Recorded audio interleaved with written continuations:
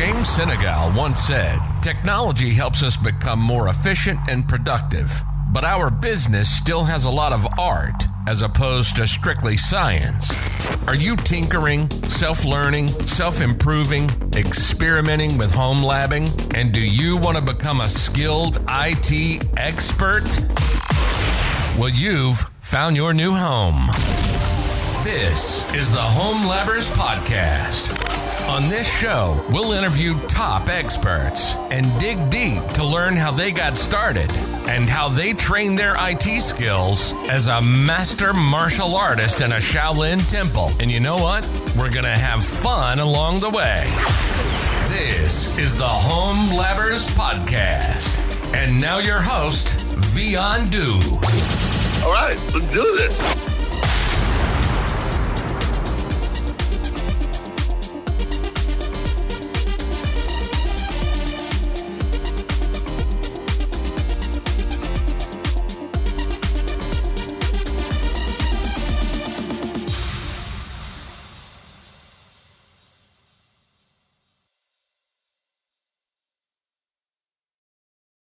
Jim, welcome to the podcast. So excited to have you on the podcast. Happy to be here and talk about labs with you. Before we dive into the home labbing topic, tell us a little bit about yourself. Sure. I've been in IT since around 1993, worked on the customer side well before virtualization was in, which is kind of where my background with labbing came in. Ended up being a one-man IT shop back in the day and liked what I could do there well enough that as things progressed technologically, added to what I was doing at home, similar to what I was doing at work. So I went from the customer side to a VAR, where I was doing lots of deployments as a VMware and Microsoft subject matter expert, and ultimately found myself with VMware itself, as many of us refer to it as going to the mothership. So today I operate as a solution engineer, and I cover SLED customers, and SLED is an acronym for state and local and education. So public sector customers in the states of Missouri, Nebraska, and Kansas in the United States. And I live with my wife, 2 kids, and a dog in Kansas City, Missouri. How did you get started with home labbing, and where did you get the idea? Sure. So as I had indicated a little earlier, I was into having office technology at home. It just made things a lot easier. The idea of having a central machine for file storage, for authentication, authorization, all of that was part of what I liked doing at home, in addition to what I was doing at work. So I actually started my lab with a desktop machine, and I installed NetWare 5 on it, ran 10 base 2 cabling throughout the house, and put several machines on that. And the thing that was neat about NetWare 5 is that although it relied on the SPX stack for communication for file services, it did support TCP/IP and had an on-demand dialer in it.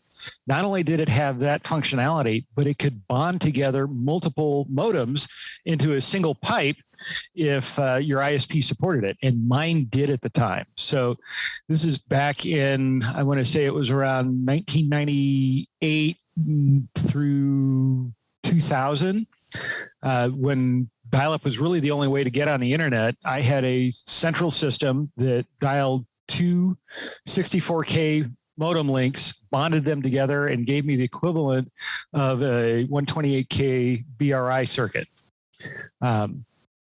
I expanded that over time, and it got to the point where with too many physical machines, it's like, this is ridiculous. I've got to have some better way to do this.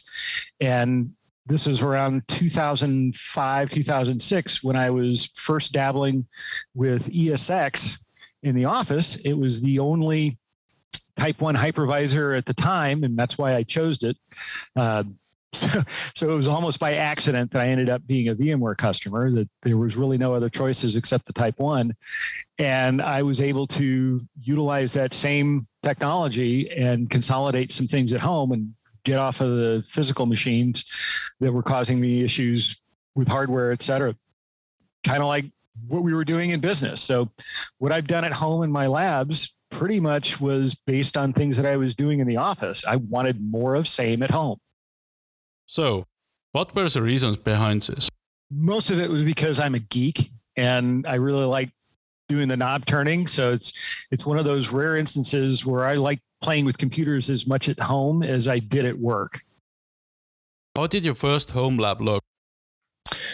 Well, as I mentioned, if we go back far enough, it wasn't even VMware. But if we look at the VMware pieces themselves, I had used a recycler organization. They take commercial gear and clean it up and have it available to not-for-profits, and they'll sell to the general public. And so I bought a couple of Dell 2950 rack mountables, and I hung them on the wall. So I want to say it's StarTech has some 1U, 2U, I think they go up to like 6U wall mount racks, and I tipped them up so that they hung vertically and strung them together. And I used, back at the time, it was iOmega sold the little NAS boxes, and I had a PX6 array. So I used iSCSI as shared storage with the NAS box and the two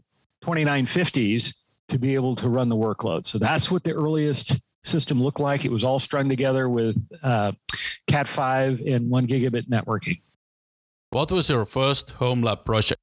So I think it was trying to teach myself more about using iSCSI, because at the office where we were doing ESX, everything was based on fiber channel. And as I was hoping to work on a VCP certification, it required you not only to know how to do data stores and zoning in fiber channel ones, but you also had to be able to do iSCSI. And so that was kind of the first project, other than getting everything set up and being able to P2V the machines that I had. The real lab type project was teaching myself to manage the iSCSI client and ESXi. How did you fund your home lab? With money that I found in the couch. It was, at that time, it was just, I found money wherever, right? It was, instead of going and getting coffees in the morning, you put it into the home lab fund. Instead of getting dessert when you went out to dinner, you put that money in the home lab fund. Instead of getting drinks when you're out, you put that into the home lab fund.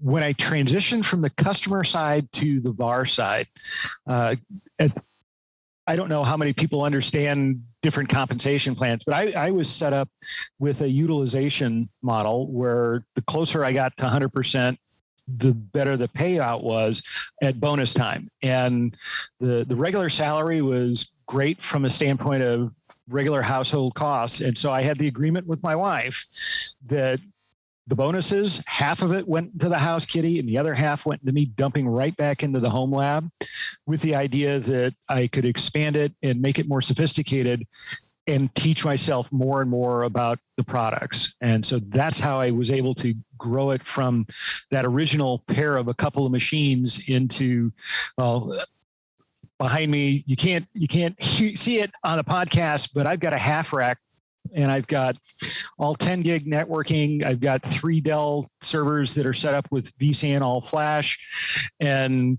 I have the equivalent right now of what small businesses would love to have. And it was through that 50-50 sharing of my bonuses between, an agreement with my wife, that as I was able to fund its evolution into what it is today. How your home lab looks right now, and what do you have now there? Sure. So today, the storage is principally provided by vSAN. I have a couple of Synology boxes, one of which it's a desktop model with 8 slots that I've got stuff full of 1 terabyte SSDs, and I use that as a backup target. It's connected with 10 gig as well. So the limitation in most of my storage I/O is based on the speed of the media as opposed to the inner networking links. I'm running vSphere 7 update 3 Charlie, so latest greatest. Have access to all of that as a VMware employee from a licensing standpoint. Let's see. I've also got a couple of big Synology boxes that are rack mounts. I bought those off of eBay and stuffed them full of 8 terabyte drives. And that's kind of my media empire, if you want to think of it that way. Let's see. What else have I got going in here? I've got gigabit fiber, thanks to Google, who came to Kansas City quite some time ago. And so I've got symmetric 1 gig up and down for my internet connectivity. And the router that I have runs pfSense, and it has a nice shim for WireGuard. So even if I'm not at home, I have essentially high-speed access to all of my stuff here at the house. Outside of vSphere, I use Veeam for backup. There's no replication target, but it's saved my bacon many a time, especially when you're home labbing, right? It's pretty easy to break when you start playing with things, and having a really good backup and restore capability is real nice to have. And being I guess I'm a 14-year vExpert, which is how I ended up getting the licensing for Veeam, because they're really good to the vExpert community. I run a full Microsoft stack and have access to Microsoft 360. The licensing they have there is partner licensing. And so I actually maintain a partner presence with Microsoft. I have 2 clients in Kansas City that I provide some support to. They're not-for-profits, and so VMware doesn't consider that to be moonlighting or violating any of my agreements with them as an employee. Just little stuff outside of the VMware realm that keeps me valid as a Microsoft partner. So that's how I get all of my licensing, is either as a employee, as a vExpert, or as a partner. How much knowledge have you gained while having a home lab? So the home lab itself, when you're learning the software, specifically VMware, it's nice to have, but it also provides a fantastic platform for building virtual environments inside for teaching yourself other software. So in addition to a boatload of VMware certifications, all the way from core data center virtualization through end user compute, networks virtualization, et cetera, all the main silos of VMware. I'm also a Microsoft certified VMCE, and going back in time, back to 2008 for that. Been certified with Veeam, Citrix. All of those came because I was able to use my home lab as the basis for building out readily sustainable virtual environments that I could snapshot, dink with, break, revert snapshots, or just plain throw away and redeploy using PowerShell or other scripting to be able to quickly rebuild things while I step up, go away, and let it build itself. So it's really nice to have that functionality. And as large as the environment is, it means I can do several things at once, where people that would try and do something like AutoLab from the V Brown Bag guys on maybe a single desktop machine using Workstation would run out of resources too quickly. It also means that I don't have to worry about nested virtualization, because I have enough resources that I can really just play right almost on the bare metal at that point. So it makes self-education far easier when you've got that much of a playground to play in. What is the most memorable home lab story you like to share? Let's see. Aside from the fact that when I've done customer demos using my gear and the customers have commented on how my environment is bigger, better, badder, however you want to think of it, than what they have, the fun one in the negative way is how I had an old RAID 5 setup, and one of the drives pooched. So I'm running in degraded mode, and I was able to replace the physical drive. And as it was rebuilding, one of the other drives in the array died. So I lost the entire array. And I went to restore, and I found that my restores weren't very good. I was not using Veeam at the time. This was not a virtualized environment even. So I essentially had to scrap the entire thing and rebuild from scratch, starting with brand new Active Directory, the whole thing because I didn't test my backups and I relied on the reliability, of RAID 5. Let's just say I've never made that mistake a second time. Now you're backupping and have tested. Yep. And I put my backups in various locations as well. So it's not just the one backup repository. I also have pretty large footprint in Google Drive, and I've utilized S3 buckets and things like that. It's very much 3-2-1 plus, if you're familiar with that backup and restore model. And this week I did restores of a mail server that I was playing with, trying to get certificates updated, and I kept breaking it. So being able to restore from Veeam and having instant recovery available, I know that thing works because I tested it in live fire this week, if nothing else. Do you have more funny or scary stories? Not really. I just had it for a long time, and again, I treat it like it's business critical.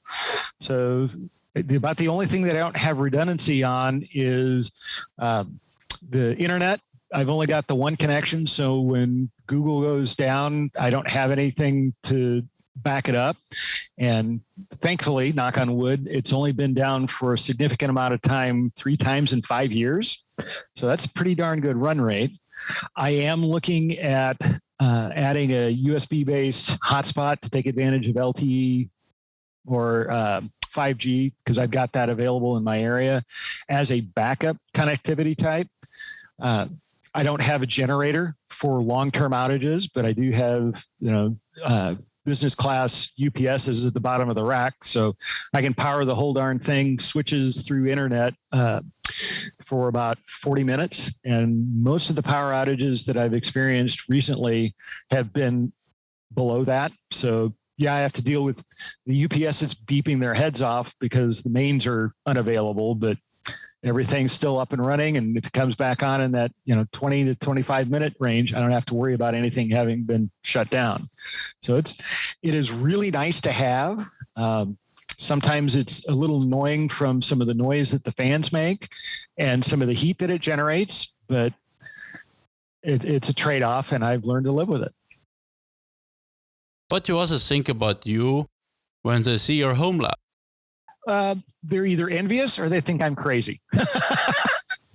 No, I've seen other people's home labs, and they make mine seem like kids play, which is pretty impressive in those rights. But again, I treat this kind of like a small business, and so it's just the right size for me. What one piece of advice would you give for beginner home labbers? Start small, but have a plan for where you're going, right? As I was building mine out, I always had a vision of where I wanted to go. And it was very similar to what I am now, I have set up now, but I didn't have the rack. I didn't have the UPSs. I was using desktop UPSs. I was using low-end switches. So some of those things I knew that I would have to buy and then end up discarding as I advanced on. So I guess that would be a secondary part of it, of the start small and work your way towards what your final vision is know that you may end up discarding something that you have now for what you'll have later.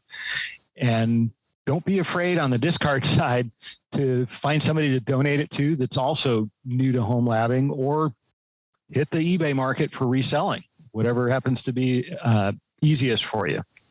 So the second piece of advice would be, don't worry about buying new. Use eBay, use whatever the local to you resale market is. Look for community resellers like what I used on my original 2950 purchases. They don't have any kind of an online presence, but they're just taking recycle gear from businesses and turning around and reselling it at a very deep discount. Whether they're able to prove more than power on or not is different from what you might get buying from a reseller like eBay, but it's certainly a way of getting in for a low cost. And keep in mind that when you're labbing, it's about teaching yourself. And so you don't necessarily need to have all the latest, greatest HCL supported whatever, as long as it's compatible, i.e. it runs, then it's good enough to teach yourself. And in some cases, if it breaks, you've got a learning experience right there on how to fix those, like getting firmware and drivers updated. So it's not necessarily save all your pennies and buy the new shininess. It's save your pennies and buy what works. Jim, thank you so much for joining, and have a wonderful day. You're welcome. Nice talking with you. You've been listening to the Home Labbers Podcast. Our passion is to interview the leading IT experts and get tech enthusiasts all the information they need to become an expert.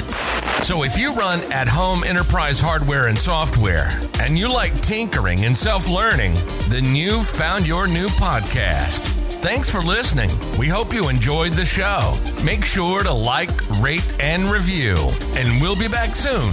But in the meantime, hit up the website at vundo.tech, on Twitter at #VUndoTrending and #HomeLab. See you next time on the Home Labbers Podcast.